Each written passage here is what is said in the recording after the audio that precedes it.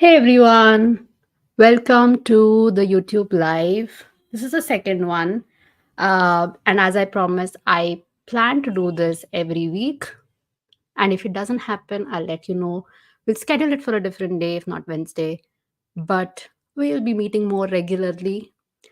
So I'm here again.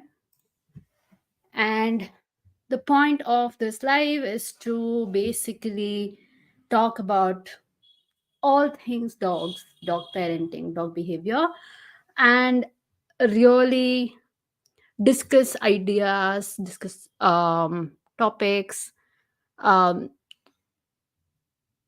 discuss research papers, all of that. So that's the purpose of this live. And I have obviously kept this open for people to come and share their questions, ask their questions, and I'll do my best to respond with the limited information I have about the dogs and the dog situation. If you're here, leave a hi. Let me know you're here. Let me know from where you're joining, and we will get started soon. So, the purpose I have a few things to discuss today as part of the agenda. One, I had left, you know, the last live with a certain question, um, and I wanted us to kind of think about it and see where that takes us. So that was one. The other is been a there has been a great, um,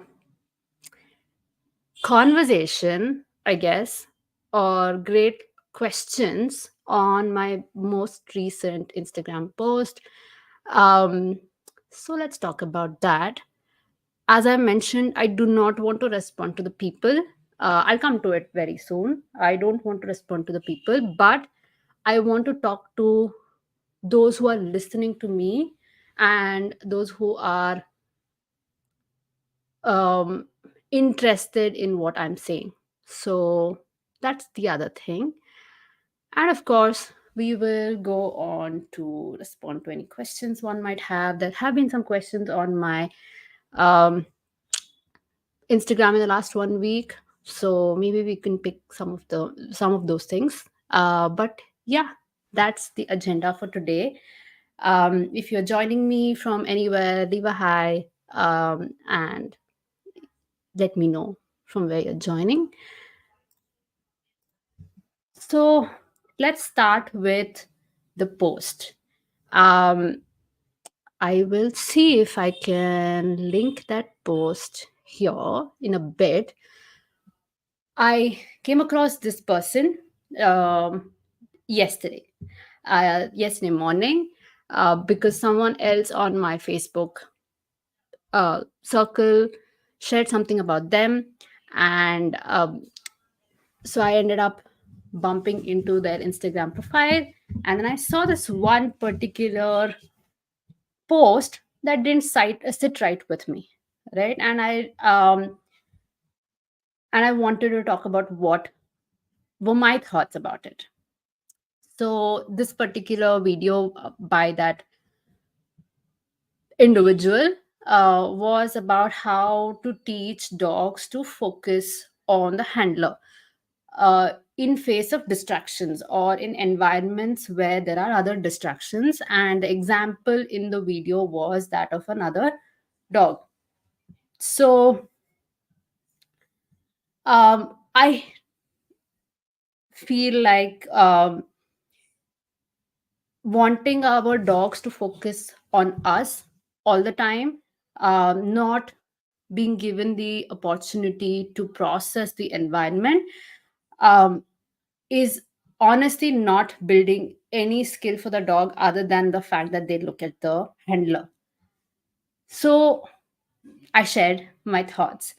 Uh, Maybe I will repeat them here as well. So, one thing that I have a problem with when people insist that their dogs need to keep looking at them or focus on them is that in a prolonged duration the dog is looking up all the time, and that can cause discomfort in the neck. I mean, we could sit for an hour looking up, and our neck will have some discomfort too. So it's a very valid point that our dogs can experience discomfort. And that was one issue that I had, that I have with this kind of approach of having our dogs to constantly look at us and focus on us.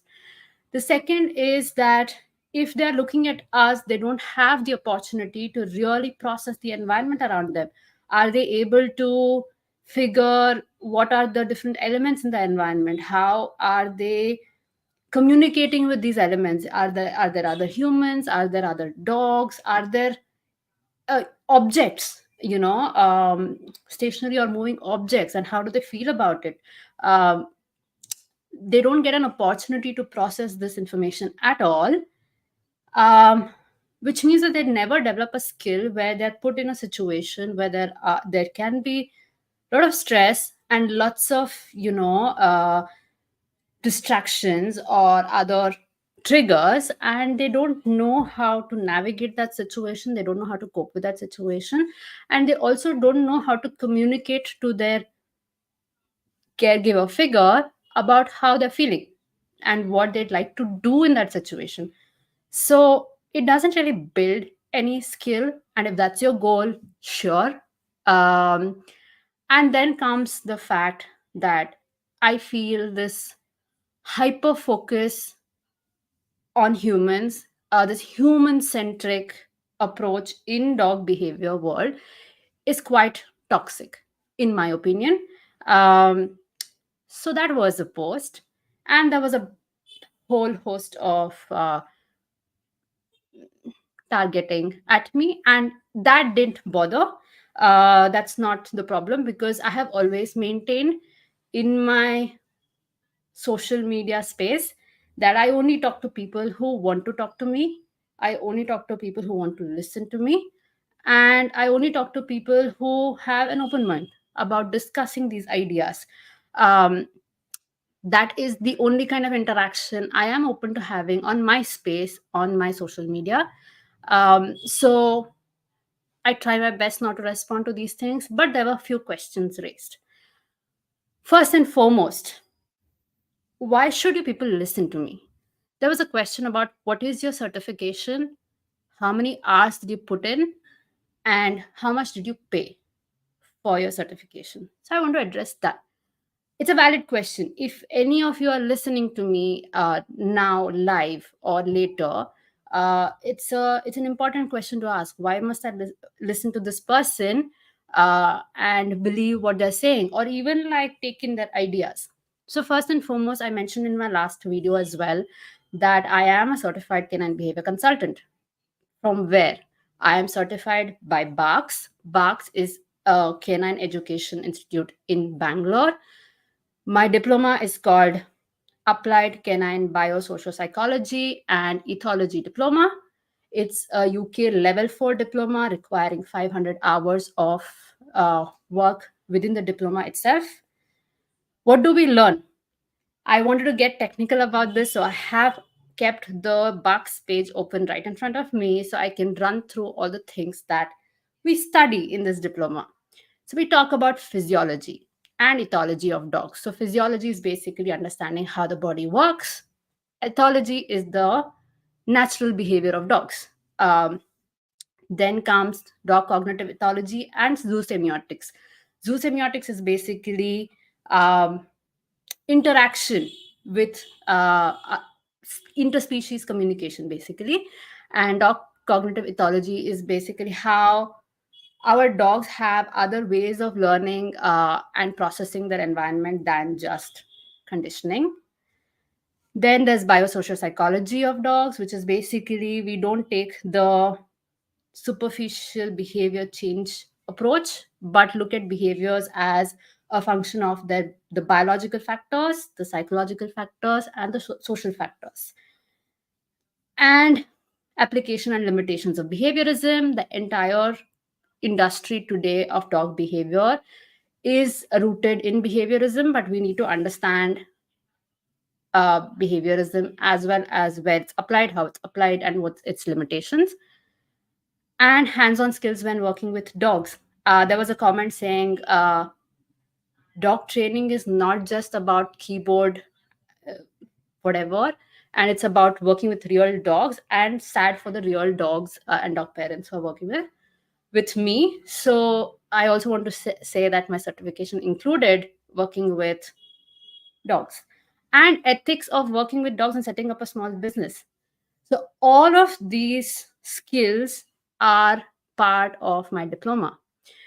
Now, obviously, it's up to you to decide whether these skills are important for you or not, and then decide whether you want to listen to me.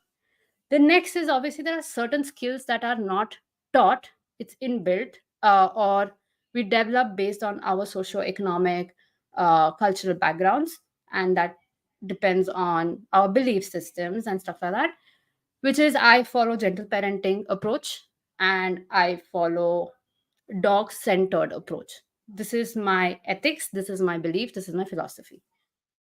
So that was one question. What was my certification? Where have I done it from? How many hours did I put in? How much did I pay? I wouldn't answer that question, only because I feel like that question is rooted in a little bit of uh yeah, there is a little bit of western white context to that question, and I wouldn't answer that. But fair to say, I spent quite a bit, and I continue to upskill myself as part of my uh, professional requirements to be part of BACS certified graduate. So that's my skill set. That's why, whether if you're listening to me, if you like to listen to me, if you want to listen to me, if you feel like I have some credibility, this is where it comes from. um, Next question was, and I think we need to understand this, we need to understand what's a strawman argument, because whenever we try to advocate for dogs and dog behavior and dog parenting, dog caregiving, there's always an argument that is not really rooted in what we are saying. So when I said that dogs can have neck discomfort, um, there were comments about how, are you against, military training? Are you against beauty pageants or beauty queens wearing heels? Are you against XYZ? Right? And I feel like this is a strawman argument, just because they're not even pointing to the argument I was making. I may or may not have been wrong, but it is not even pointing towards the argument I was making. uh, One is that whether I am against the other things or not does not mean that I am okay with putting our dogs in uncomfortable situations purposely. Of course, like I mentioned, um, in somewhere I mentioned that we can't really escape stressful situations, but that doesn't mean we need to purposely put our dogs in stressful situations either. So that's my first thought. Second is, if you talk about military, army, beauty pageants and stuff like that, there's one thing that we're all missing when you're comparing this with working dogs. And whether I have problem with working dogs or not is not for this discussion at all, but it's important to remember something called consent. And if there is true consent involved, if the dog is giving true consent, then the discomfort may not be as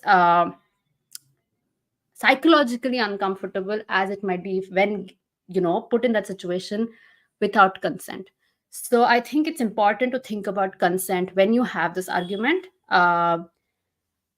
Yeah, so I think it's those are my two thoughts about this. And that's that. I think there are a few other conversations that I want to have about this, but I will reserve it for the talk we have on the Ponder Club regarding whether rewards are positive or not.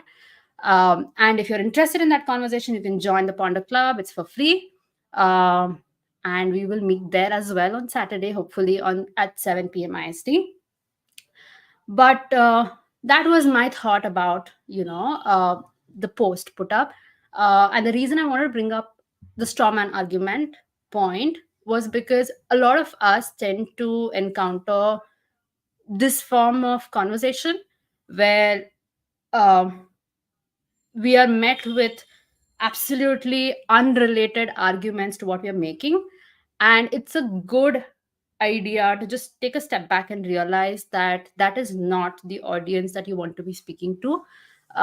It's easy to get infuriated, it's easy to get affected by the kind of conversations that come up when we are trying to advocate for dogs.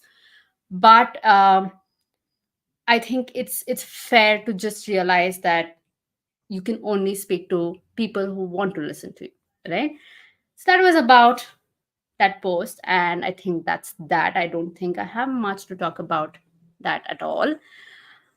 Moving forward was the topic I had shared on, I had left you with a question the last time in the last live, which was, is there a difference between appreciation and acknowledgement? And how might that play out in our subconscious or unconscious expectations? So that was a thought I left you with. This is nothing to do with, this is not an opinion. This is just for us to just think a little bit on these lines, because a lot of our interaction with our dogs is rooted in appreciation and praise. So it's fair to just think about this and see how we feel about it, right? um, Basically, this appreciation versus acknowledgement conversation came up in another discussion that we were having, where a therapist was facilitating the conversation, and they mentioned how we need to recognize there's a difference between appreciation and acknowledgement. And I felt like it's quite relevant to our conversation with dogs and dog behavior and dog parenting.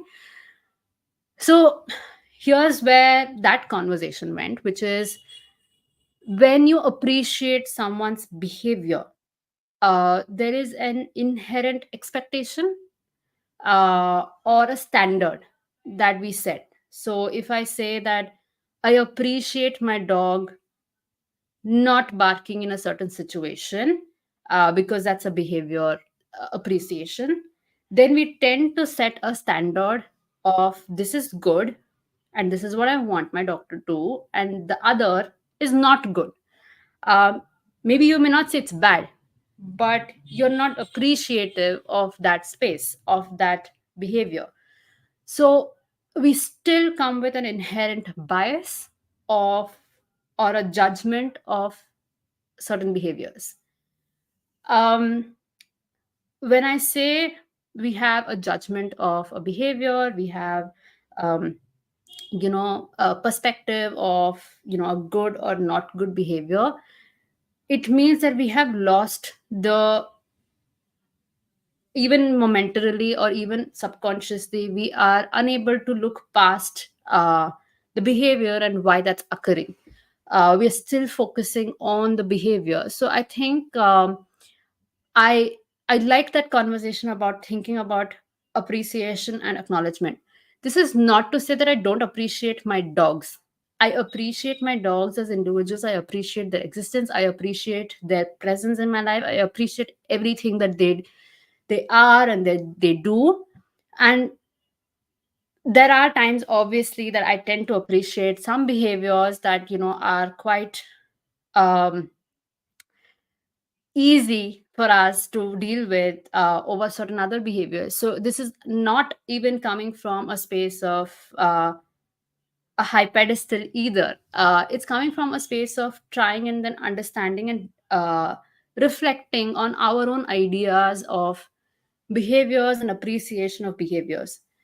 On the other hand, acknowledgement. I think if you're able to acknowledge our dogs in every situation, um, whether this exhibited X or Y behavior, acknowledge their effort, acknowledge their um, process, acknowledge their reaction.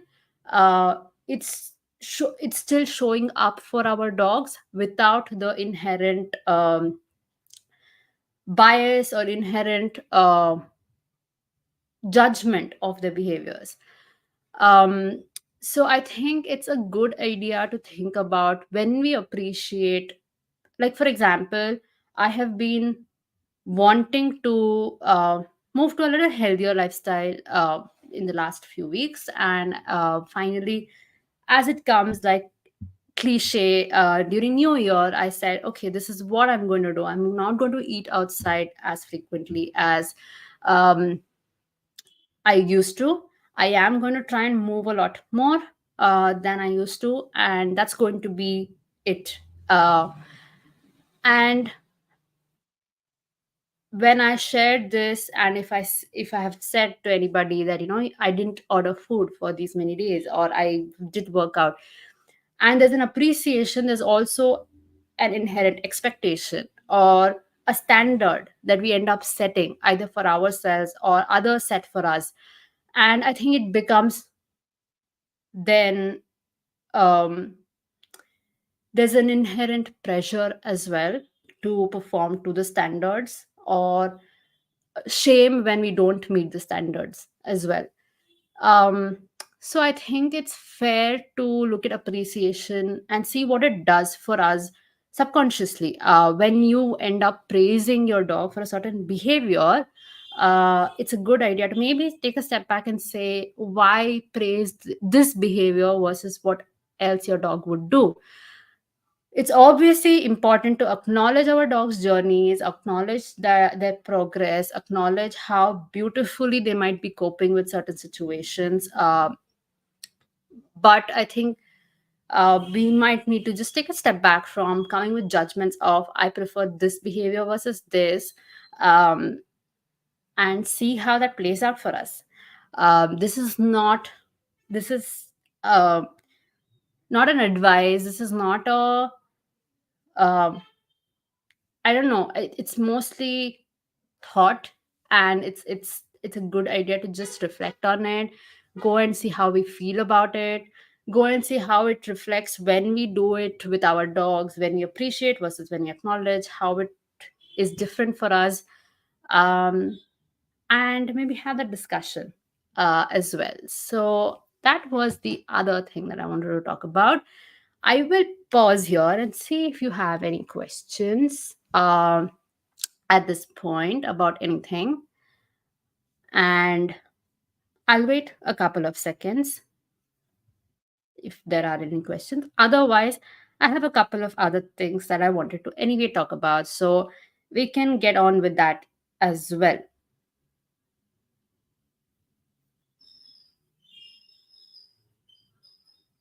Just a second. I think some people are not finding the link to the live, I guess. Okay, sorry about that. To those of you who are tuning in later, if you're not tuning in live, please feel free to reach out to me on my social media. If you have any questions, if I think that I can take them up one on one, I will answer them. If I feel like, it's a great idea for us to have a chat about it on, the live, I will, redirect you here as well. So, um, and of course, if you have thoughts about whatever I've shared already here, then please do share your thoughts if you're watching later. So, the next thing that I wanted to talk about is I had shared a video of cooperative care with trust, respect, and consent. Right? I'm going to try and then link that as well here. Maybe I will link both the posts here, and then we can talk about it in case you haven't had a chance to. Sorry, I am having to like look all around. My table is a mess, and yeah. Okay, so this is, I think,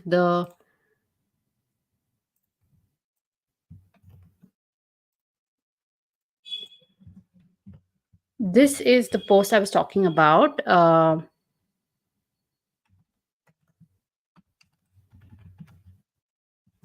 Sorry, my mic is coming the way.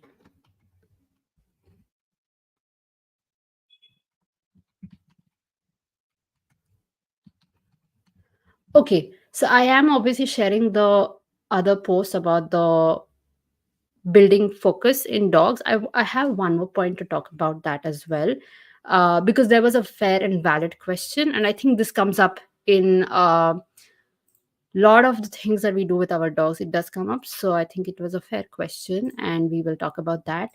And the next one is what I'm going to share about the cooperative care. So that's that, cooperative care. Okay, so coming back to the conversation on building focus in dogs. Um, a big argument made around that is, don't you want our dogs to be safe? And Our dogs end up being in different situations, that when they are trained uh, to focus on their handlers, it builds safety and can save lives. Absolutely. I didn't disagree with that at all. Uh, if our dogs are able to be in a stressful situation, an unsafe situation, and are able to reconnect with their humans, and come off that unsafe space or that risk um, filled space, then it's a great thing. Obviously, there was no argument to that at all. The point being that hyper focus is not necessary, and if you want to build uh, the ability to connect in unsafe situations, um, there are gentler ways to do it. There are um ways to do this where the dog has the buy in, where the dog is consenting to look at you in risk filled space. On the contrary, I want to ask, why are we so afraid um, about our dogs being in risky spaces and not looking at us, that we are constantly either filling them up with treats or with punishments? Uh, are we afraid that our dogs wouldn't look at us if they are in such situations? And if we are, I think a more important thing to work on is our relationship with our dogs. um, I mean, it's easy. It's very easy to get the behavior from our dogs. I mean, whatever was done in that 1.5 minute of video that I saw and talked about can be easily done. I can walk around the entire house holding food in my hand, and Zoe will follow me. Period. That's it. I know of it. Uh, but that doesn't build relationship. That doesn't build connection. And that doesn't build skill. Um, which today Zoe has. If there is something that she's afraid of, she walks up and comes to me or my husband and then sits next to us. That is relationship, and that takes work. Uh, for me to do it with food, very easy. Wouldn't need me to do the certification that I did. Um, so yeah, that was what I wanted to talk about the previous post. Coming to the cooperative care post, I don't know if you've had a chance to have a look at it, but Zoe had an eye infection, and Zoe doesn't, touch wood, fall sick very often, where we need to administer medications too frequently. So this eye drop that you see in the video was literally the first time we have attempted an eye drop for her. Um, the link is there in the comments. You can have a look at it as well. Now, again, another argument that was made long ago was, we need treats as way to help our dogs feel rewarded for the behavior for cooperative care. Now, cooperative care, very important. We need our dogs to cooperate with us and consent for us to handle them in difficult situations where they absolutely need either grooming or they need medications. They need to be administered. It's a health concern. It's an important activity that we need to be prepared for. So important to do cooperative care, but why not do it with complete buy-in of our dogs and with full consent from them? Again, I'm telling you, for me to do it with treats is 90% easy with Zoe. 10% she will be like, I'm not getting fooled by your treats. I'm not doing it with your treats. I know what you're doing. I'm not okay with it. And she'll walk away. So there is a probability of that happening as well. That's one place. Cooperative care is one place where Zoe is not going to fall for treats. So we obviously did what we wanted to do, which is, go slow with her, get her complete cooperation into the process, get her to be part of the process, get her comfortable with it. So we went on with very slowly introducing the medicine, starting with the bottle. Just sniff this new bottle that is there, to getting it closer to her, forehead, her eyebrows, her cheeks, to slowly getting into the eyes. The entire process took about 20 minutes. And in that process, she had like a lot of breaks, she had the opportunity to walk away. We kept restarting when she was comfortable, stopping when she needed a break. So that was the entire cycle of that cooperative care process with the uh, eye drops. Post that, so that was the first attempt of eye drops, right? Post that, every time we had to put eye drops, she was told to be given, I think, 4 times a day, 2 drops for 5 days. It was cakewalk after that. I mean, we didn't have to do anything. And I think that is the power of cooperative care when we do it with full consent. We have tried that with her bath as well. um, and she has responded so beautifully. She hates water, she hates being bathed. But we have learned our way through it and worked our way through it. There was a question on how do you do this with oral medication. Now, oral medication is obviously difficult, right? I mean, even for humans, sometimes it's a pain to take the medications. But we are aware of why we are taking the medications, even if we don't like them. But dogs are not fully. So I think, again, I would use a very similar process with oral medications as well, which is start off. And I think my friend Anushri has posted something similar with her dog, where she had to give CBD oil to her dog, I guess. And she has done a very similar process with her dog Bella, where you start off by just removing that medicine and placing it wherever it's accessible to your dog, for your dog to just come and then sniff it, get acquainted to it. And slowly, maybe get the medicine outside of the strip, or however it is, and let your dog sniff. In fact, Zoe is on 2 medications. I think they're not bitter, I guess, because they're chewables, but she's very comfortable with them. We tend to bring it to her. She sniffs it, and sometimes she just eats it on her own. So I think, even for oral medication, taking it slow, taking it you know like gradually, and taking breaks really does help with our dogs. uh, yeah, so I think I would do that with my dog, even with oral medication. We are up for nail clipping. And as another friend Ahana mentioned, that she's up for nail clipping for her dog as well. So I have now set it up, and we are going to try it slow. And I'm going to keep you updated about how the nail clipping goes as well, because she hates it.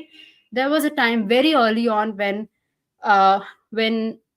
I was not talking so much about cooperative care and consent, and we didn't know any better. There was a time when we would take her for grooming, and like 4 people had to hold her down, and it was a nightmare for her, for the people. Um, and I think I wouldn't want to repeat things like that for her. So we are trying this, and I'll keep you updated about that as well. Any questions about whatever I've shared, be it about the building focus in our dogs, uh, or even I initially, I don't know how many of you were there in the beginning, but I shared about why you should even listen to me. I think it's important to ask that question. That was an important question that came up as to why you should listen to me. So that is that. And cooperative care, I think these are the three things that I spoke about, and even about appreciation versus acknowledgement. If you were here for any of this, and if you have any questions, you can please share them. If you don't have any questions, I have one last thing to share for today, or maybe more. We still have some time. Any questions?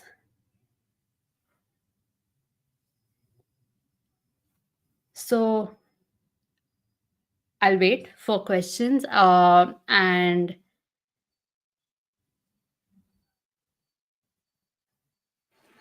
okay, so moving. Okay, Kritika is asking about, could you talk a little about the dogs who participate in these competitions?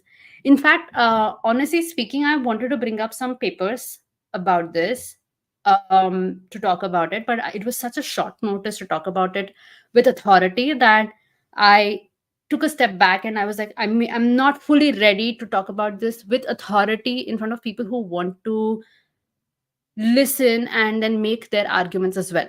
But here's what I tell about this kind of competitions. So as I said last time, you will I won't be tired of talking about Laddu, Lady, and Bala, and you will hopefully not get tired of hearing about them. So these three are street dogs, right? They are dogs who are living on their terms, uh, in their most natural way that they can. And would anyone want to take a guess what they're doing in our house when they come here? I will give you a couple of minutes of what they tend to do when they're sitting in our house. They are here almost, I think, a good 12 hours. I think they come home around 8, 8:30 a.m. And actually more than 8, um, and they're here till sometimes 12 midnight, sometimes 1 a.m. So there's a question. I'm sorry I missed the beginning. What kind of competition? So I just want to update to those who are joining in just now that there was a post on my Instagram which went a little bit, I don't know, where there were people from a completely opposite end of the world coming and attacking my post. And essentially, the post was how to build focus in dogs. And the argument from their end is seen on the conversation in the post. I have linked the post on the comments so you can have a look at it. There are two posts. I have linked one which is my post on my thoughts about that one post where people talk about building focus in dogs. The other is cooperative care, so you can have a look at that as well.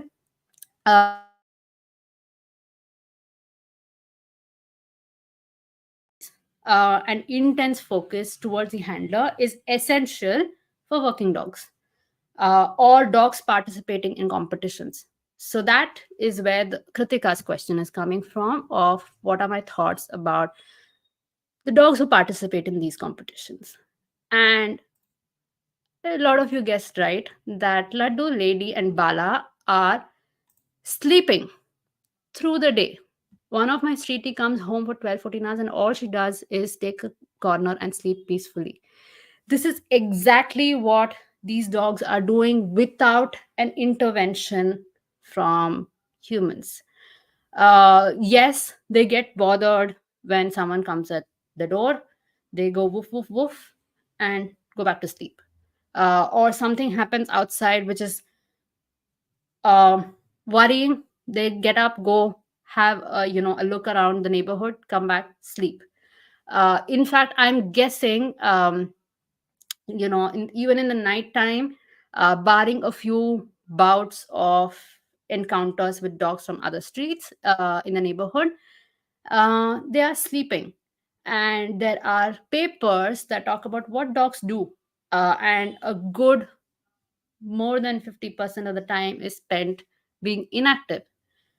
um, so with working dogs, One question is, how many of these dogs have consented to what they're doing? Would be one question.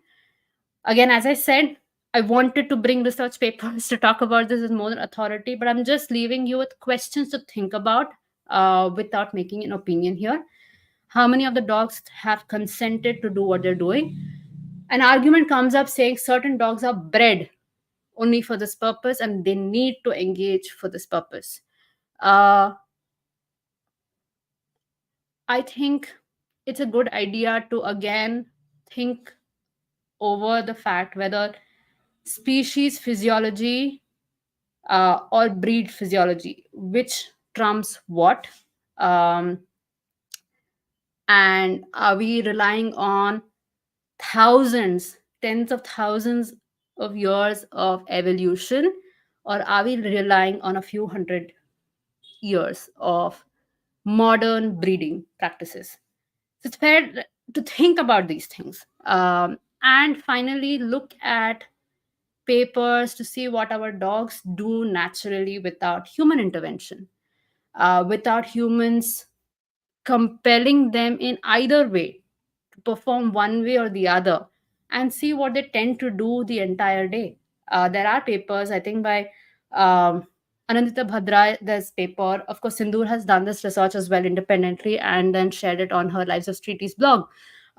So, what do dogs do entire day? It's fair to think about these things and then wonder whether constantly having our dogs engaged in high stress, high adrenaline activities without lots of rest period is good for them in long term.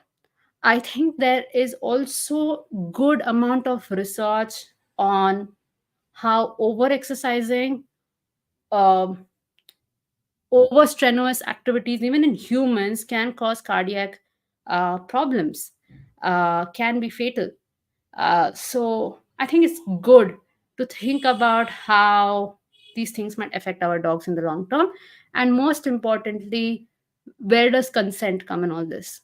So I think I would think about all these things and then wonder if my dogs would appreciate being in a competition, if dogs were evolved to be active all day, um, is something that we would want to think about. Absolutely, dogs overheat quickly. Panting is very hard on the body, and in fact, I think there was we had done one. I attended a workshop, I think, by Dr. Amber Batson, who was talking about how um some of the activities can very quickly move our dogs into anaerobic exercises, uh, which we humans tend to do for a very short burst of time, and we need quite a bit of rest period after that. It's not something that we do for a prolonged period. So I'll see if I can find that research. Maybe I can bring these papers and conversations and we can have a talk about this the next time I'm here. But yeah, I think these are questions to ask when when people argue about in favor of competitions or in favor of uh, agility. Even in terms of agility, I mean, to be honest, I've seen my streeties who are so agile, so good at movement, but it's not built um, by competitions or these repetitive, activities uh, that humans have set up for the dogs. The dogs are able to move around their body and they are able to functionally use their body. So I think it's fair to ask these questions. And I feel like those of us who have the privilege of looking at street dogs can actually see how dogs can live outside of this hyper. Uh, I want to be polite about this, but how dogs are being constantly uh, put in this high activity and hyper activity kind of a space. And I don't know if both humans and dogs evolved to be like this. And I can see that there are a lot of intersectional conversations over here, how urbanization has done this, how globalization has probably brought this out, how capitalism has brought this out. So there's a lot of intersectional conversations to have about this, because we live in a very, very, very fast paced world today, with barely any ability, forget intention, ability to even sit and be in the moment without wanting to like jump to the next. So I think, and that's obviously come into our dog caregiving and dog training world as well. Gwen mentioned Amber Batson as well. So yeah, I mean, Amber Batson shares a lot of great research on dogs, dog behavior, neuroscience. It's really worth looking at their page. I think their page on Facebook is called Understanding Animals, if I remember correctly. Lots of stuff there as well. I'll see if I can bring out some of the papers, and maybe we can discuss them the next time.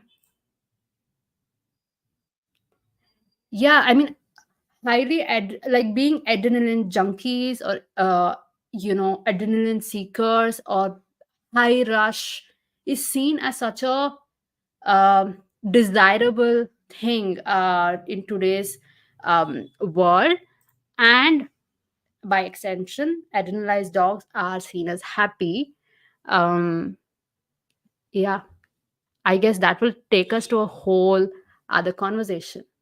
But Kritika, I hope I know I didn't fully answer your question, um, but I think maybe we have some thoughts to ponder over and reflect on, uh, about competitions. Um, and I want to also address one other thing, which is the arguments made on that post were so all about uh, working dogs, dogs in competition, dogs of a certain breed, etc., etc., etc., that I want to bring back focus on the point that not all dogs are working dogs, not all dogs are dogs in competition, or need to be in competition, or can be, or can sustain, or can cope with such activities. And more than 80% of dogs in today's world, as per the estimate by uh, Raymond and Lorna Coppinger, are free living dogs, free roaming dogs, dogs who are not under any human care. So I think it's important to have conversations of majority, conversations about that pertain to most dogs, instead of focusing on that one few percentage of dogs who are working dogs, or who are dogs in competition. uh, Even there, I would not, I wouldn't go about firstly putting my dogs in competitions. And if that ever happens, where they're in situations where it's high risk or high distraction, then if I'm working towards my dogs being able to bring back focus on me, then it requires skills. What is seen in that video, or how people constantly have their dogs look at them, is a behavior which can be given by dogs in when there are rewards, or when they fear punishments. That is not difficult, to be honest. Not difficult at all. It is when you have to build skills, when you have to build um, connection, a relationship, when you have to uh, you know learn communication, is where it matters to know more than rewards and punishments, I guess. There is going to be a longer conversations on rewards on Saturday at 7 p.m. on the Ponder Club. So if any of you are not part of the Ponder Club, DM me and let me know if you want to be part of it, and I will share the link to join the club. It's free. You will be accessing a lot of club discussions like the one on rewards. Any other questions for me on this?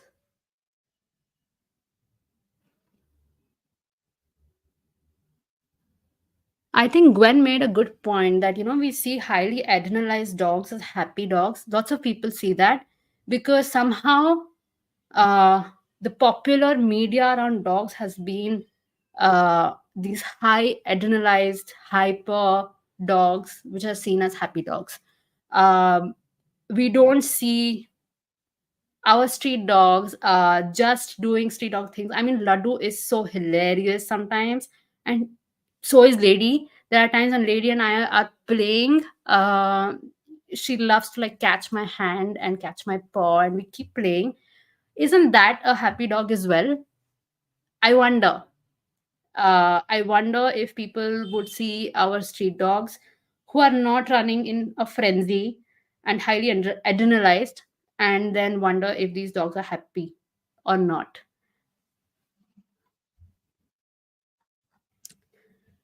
So that was the other thing that, it was the good point, Gwen. Thank you for sharing. Any other questions? I actually had a couple of more things to talk about. Let me know which one you prioritize among the two, right? One was a recent client where there was a conversation between crate and aggression reactivity. So it's a vicious circle.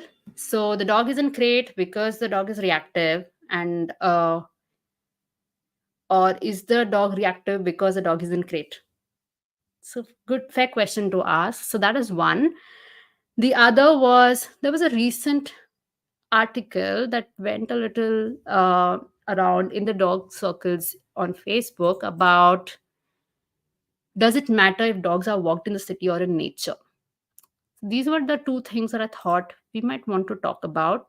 You can prioritize. We talk one today and we can talk the other tomorrow. If we have time, we can talk both. But let me know which one you're more interested in and we pick that up. If you're wondering what was that article, I will share that with you here in the comments if you've not had a chance to.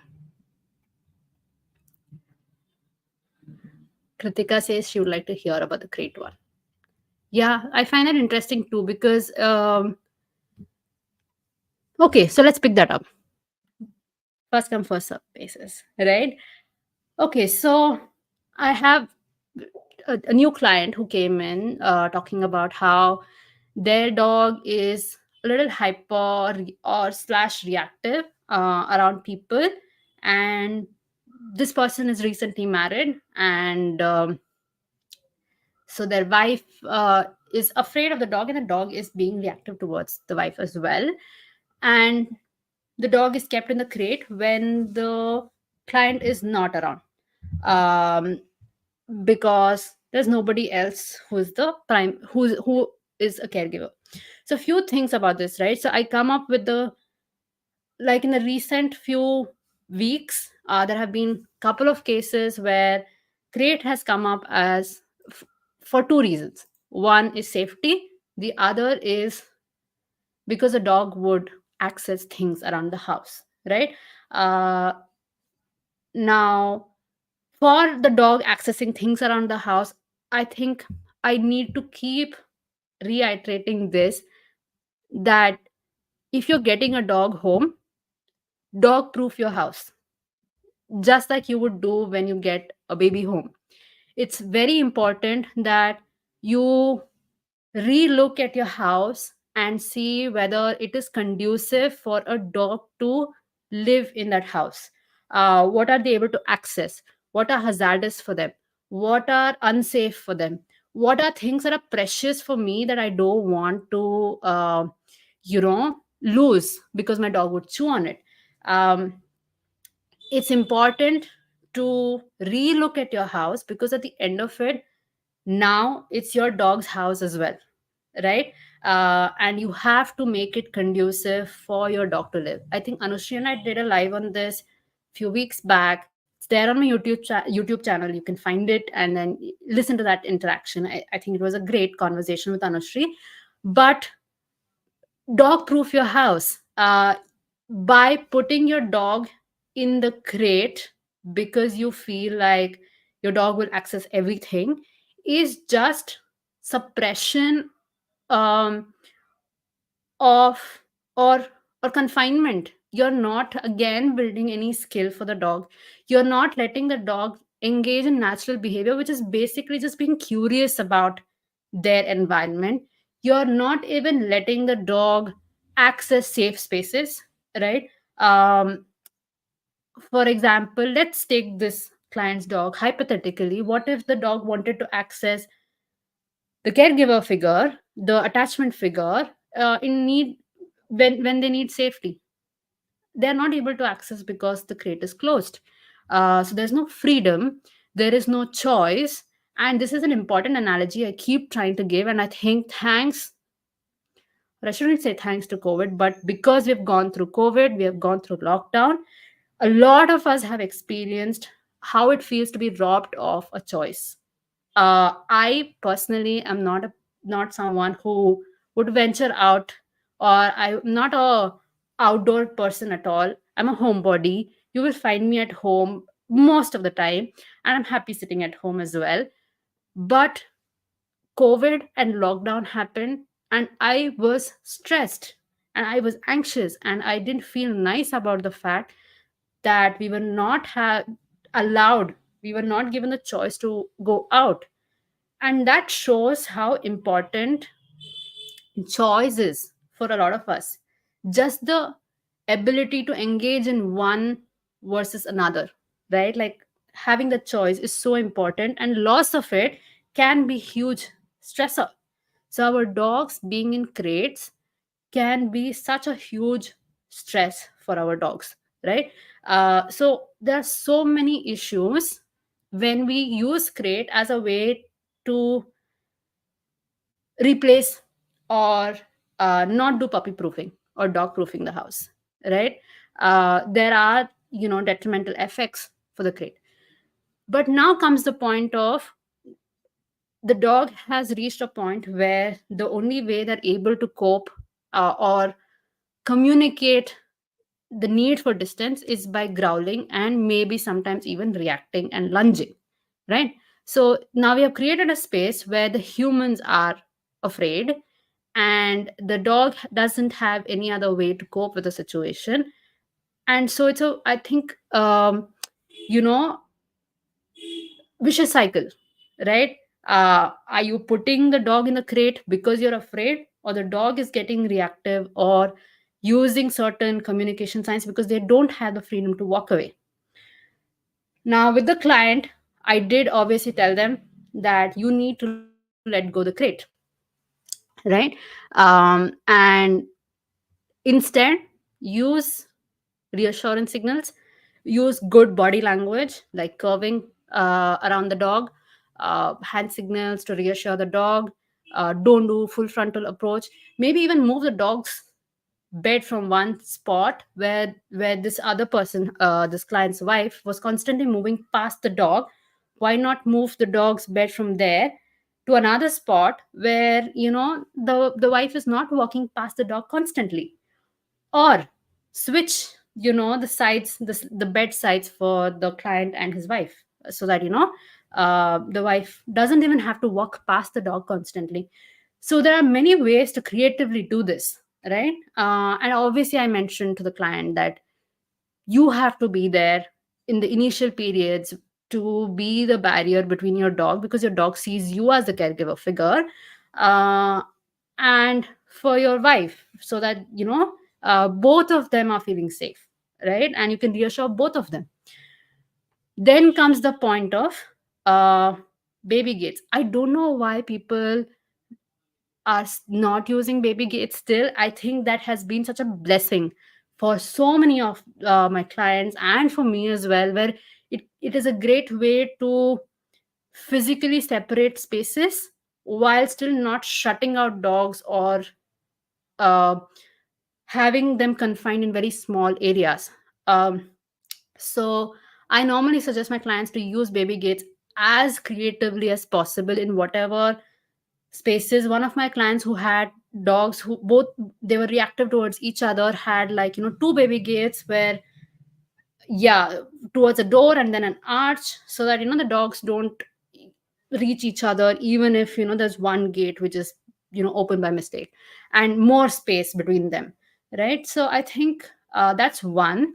Buana has made a great point, which is there's an argument for crate use as that being a safe space for the dog, which the dog can go in and come out of, meaning they don't shut the crate door. uh, yeah, the thing is, with the crate being there, if the door is open, it still allows for choice, but the fact that we have that crate means that it's an easy way to just shut the door when you just need to, right? Like, just shut it when things get a little hyper, and most of us are capable of doing, right? When we are not able to really look around and then figure out what's going on, it's very easy to shut the door and then say, okay fine, can you just be there for some time, right? So it's an easy way out for us. Coming to safe spaces, I think I spoke about this on my Facebook recently, where I said that who decides safe space?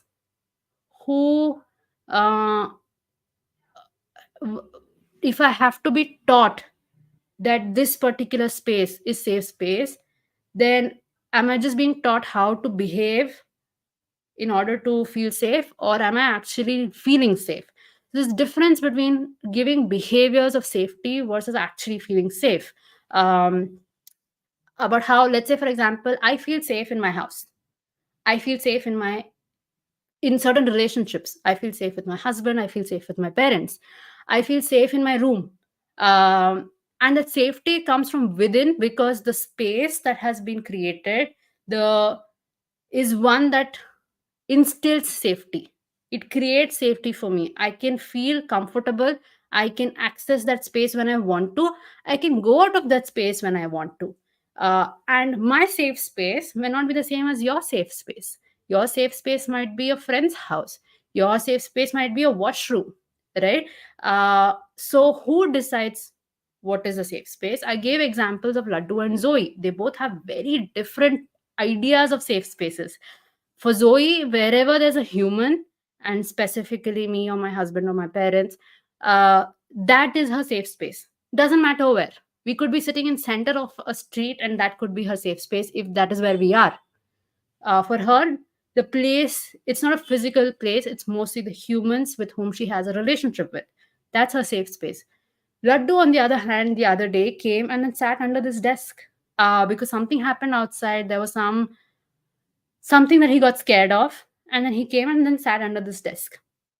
He wouldn't do that normally, uh, but that was his choice of safe space.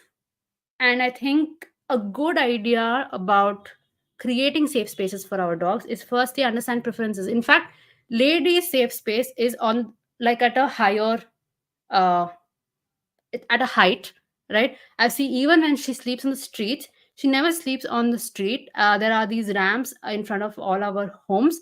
She kind of sleeps at a little bit of a height, never at a lower height. So see what your dog prefers as a safe space, try and replicate that in different corners of your house. You're giving them so many choices of safe spaces. So that is what I would say when someone says about safe spaces, creates a safe spaces. Does that make sense?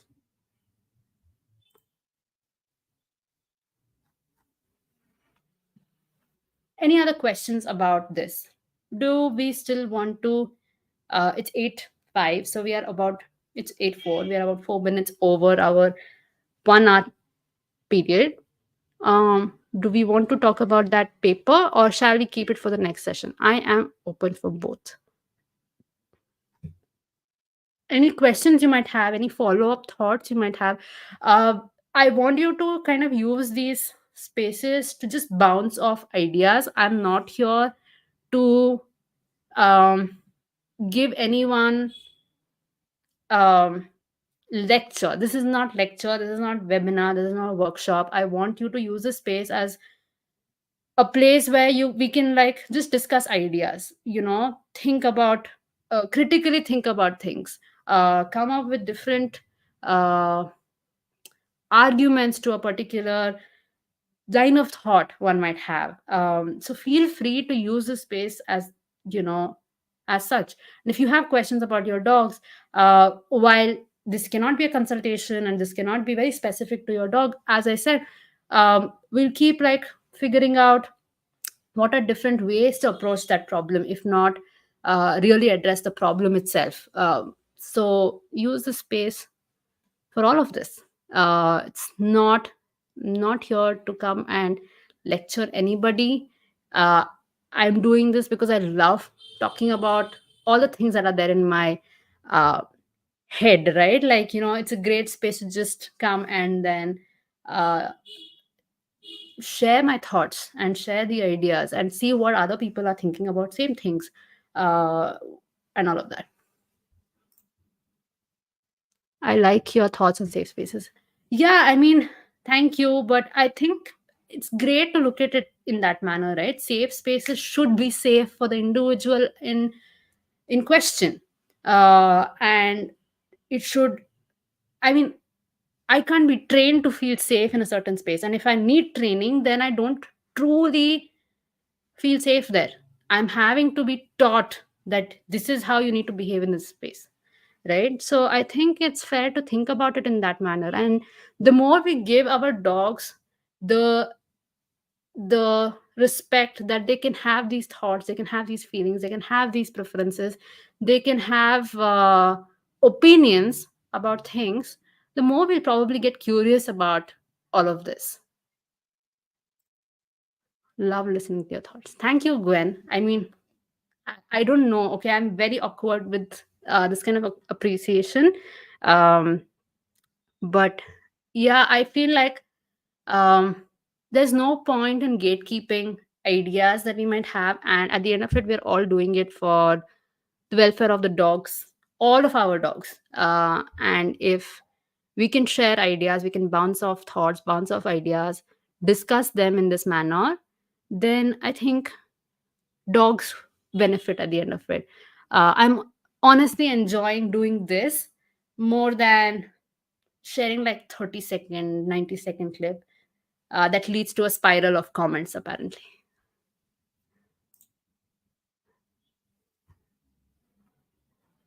Okay, so maybe we can wrap up today, and I will, in the next, before the next week's live, I will share the link that I'm talking about. Um, Again, whatever I share, any research paper that we talk about, any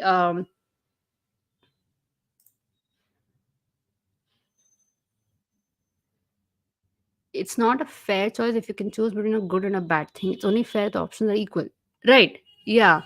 um let's think about examples for choice between good and bad things.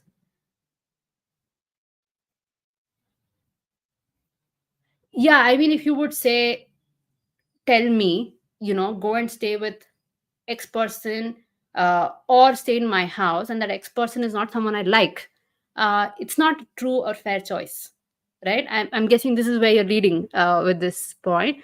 But yes, the choices should be fair, they should be equal, they should be in line with the preferences of our dogs, in line with what they might feel comfortable with.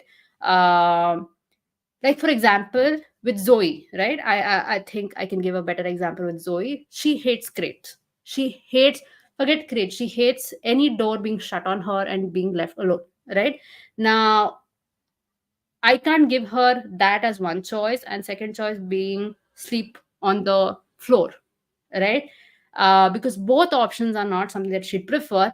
Maybe she would prefer the floor option over the being shut in a room option, because the shut in the room is extremely stressful for her. She hates it. She gets extremely worked up and restless with it. And so she would probably choose the one that is a little better, but it's not fair either because that's not her preference. She'd rather come and sit with one of us, and that's truly her safe space.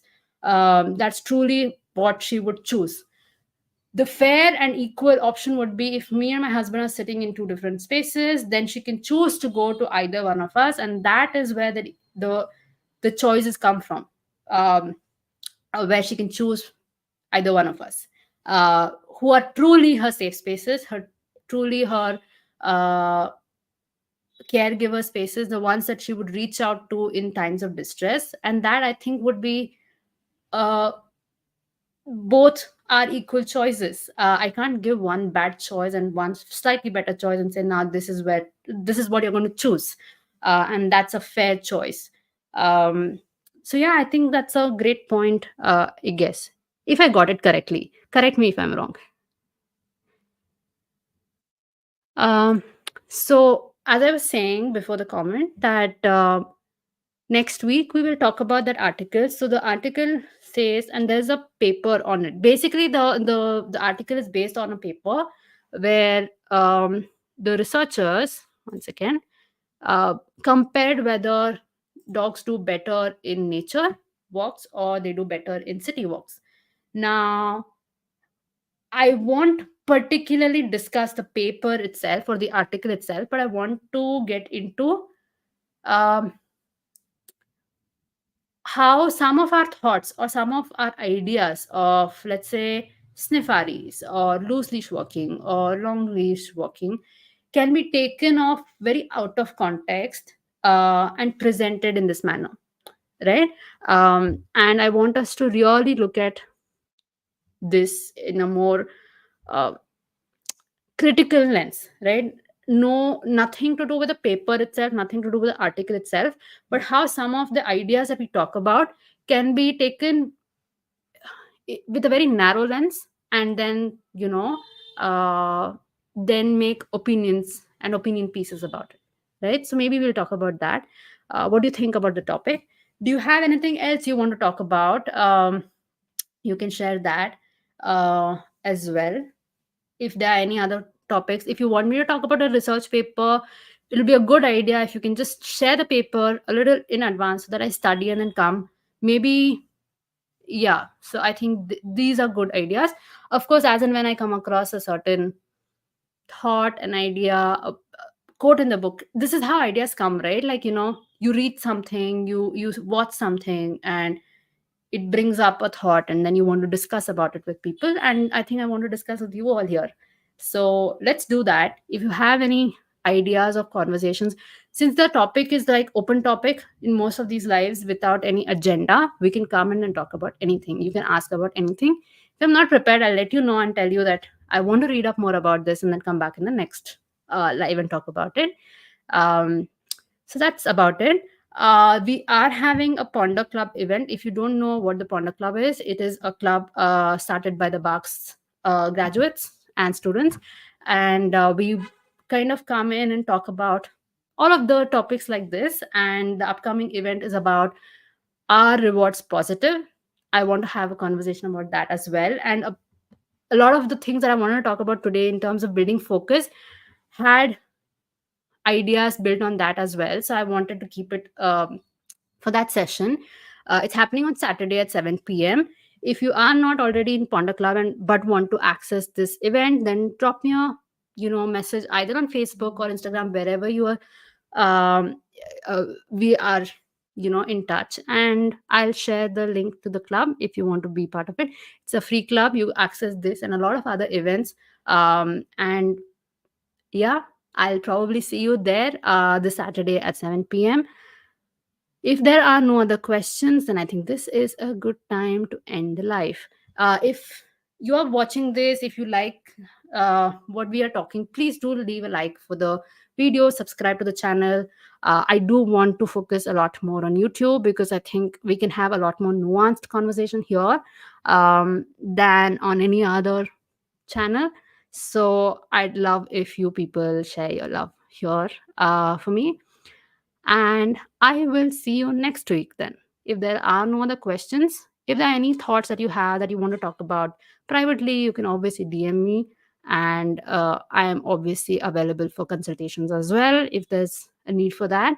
Um, DM me and we can have a chat and see where that goes. It was great having so many of you here, chatting with all of you about the topic. Um, if you are watching this later, then thank you for watching it as well. Share it among your circles. And I will see you next week. Take care. Good evening, good night, depending on where you are, good day, depending on where you are, and I will see you next time. Bye.